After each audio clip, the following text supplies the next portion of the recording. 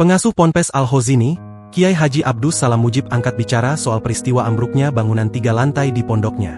Menurut Abdus Salam, pembangunan musala tersebut sudah berjalan sekira 9 hingga 10 bulan.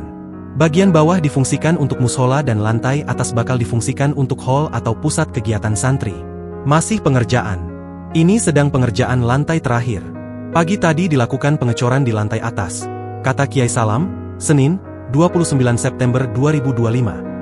Namun, penyebab pasti ambruknya bangunan tersebut masih dalam penyelidikan oleh tim Inafis Polda Jatim. Saat bangunan 3 lantai itu ambruk, disebutnya ada sejumlah santri sedang jemaah salat Asyar.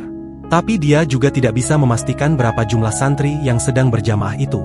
Yang jelas tidak semua santri, karena sebagian lainnya sedang beristirahat di luar dan sebagian lagi, ada yang masih mengikuti kegiatan sekolah di lantai bawah. Saya kurang tahu pastinya kalau jumlahnya berapa. Tapi seluruh santri yang berada di musala adalah santri putra, lanjutnya. Akibat peristiwa itu, pihak pondok memutuskan untuk menghentikan sementara seluruh kegiatan pesantren hingga kondisi benar-benar aman. Kami anggap ini sebagai takdir dari Allah. Kami minta semua wali santri dan santri bersabar menunggu proses evakuasi. Semoga diberi ganti oleh Allah yang lebih baik, diberi pahala yang tak bisa diutarakan, ujarnya.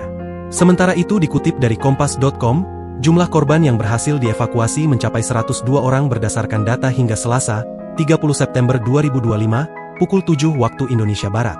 Akibat peristiwa ini satu korban bernama Ahmad Maulana Alfian Ibrahim, 13, dikabarkan meninggal dunia. Pencarian para korban pun terus dilakukan. Sejumlah ambulans juga telah disiagakan.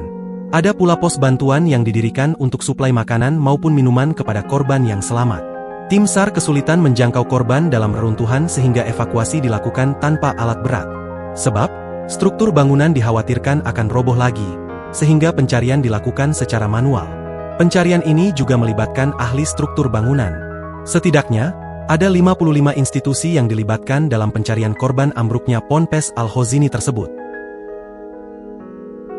Download Tribun X sekarang, menghadirkan lokal menjadi Indonesia.